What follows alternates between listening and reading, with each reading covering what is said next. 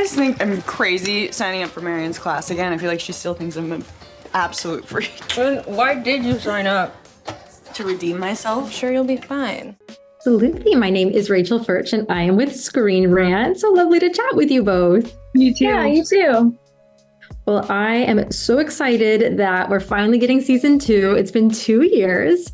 So Sonia, if you would like to start, and then Alicia, I'm just curious to hear what you're both most excited about going into season 2.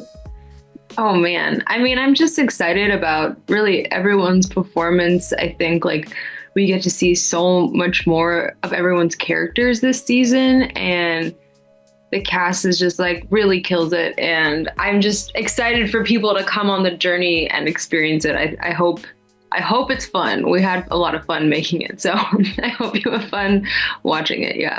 Yeah, I'm so excited for all of the reveals and all of the twists. I think that that's a thing about the show that people really love, and like we really just doubled down this season. Like we just kept them coming.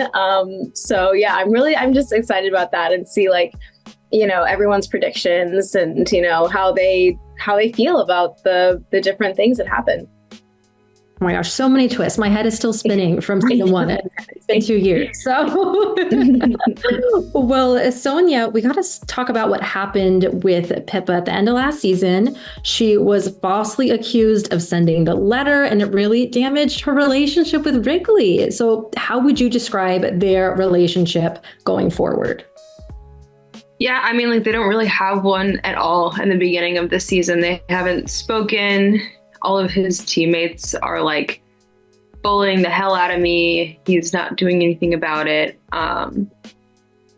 Yeah, it's pretty rough, and it's fun to see like what happens with them over the season, because there's kind of like not much lower you can go. I mean, unless you're Steven, in which case there's a lot lower you can go. But like when it comes to us, there's nothing there. It's just sad, and it's sad.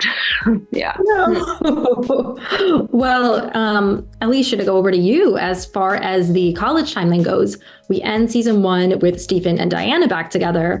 Despite everything, I'm curious why you feel she continues to gravitate towards him. Mm-hmm. This is some work that I had to figure that out too. I think that he is genuinely the smartest person that she knows. And I think that she really values that, and values just how they're really on the same level academically and kind of emotionally too, well, as far as she knows. And I think that she also thinks that it's one of those classic things that she can fix him, you know, that like he, you know, there are places where he could improve. And I think that Diana is really like, you know, we have the raw materials, like we can make something good out of this.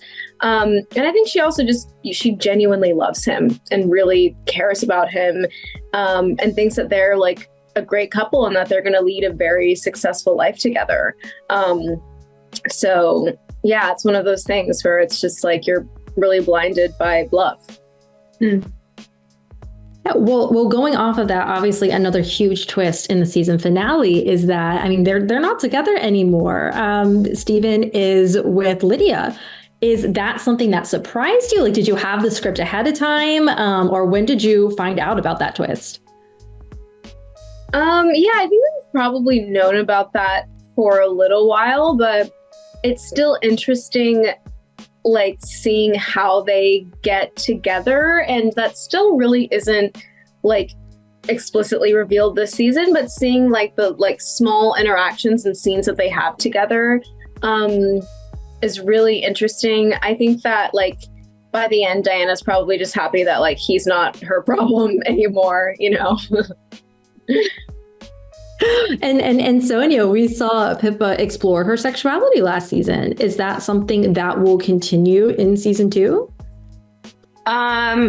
Yes and no. I think Pippa started to like have this moment of curiosity, and she has, you know, some really intense things happen to her at the beginning of the season that really just derail her whole life, and she's really, I think, for most of the season, just trying to survive and just trying to get through it. And we get to see her later in life and see that she has made it, right? Like that she's ostensibly okay. And so, but mostly we're just kind of watching her try to keep it all together. And it's really hard for her. So we don't get to see as much of her like running a little bit, you know, flickers here and there. But yeah.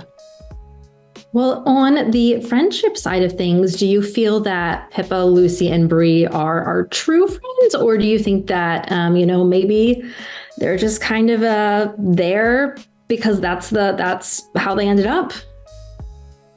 I think both can be true. You know, they're definitely, how do they become friends? They all lived with each other / across the hall from each other.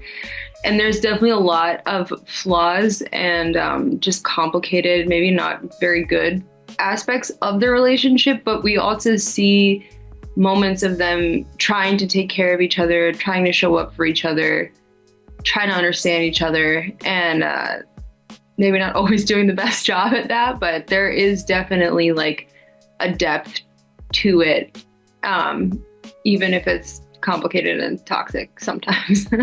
A lot of the time. Yeah. All right. Well, that is about my time today. Thank you guys so much for chatting with me. It was so lovely to speak with you both. You too. Yeah, you too. Thank you. Deep down, you have to know you two weren't right for each other. I know a lot. Trust me.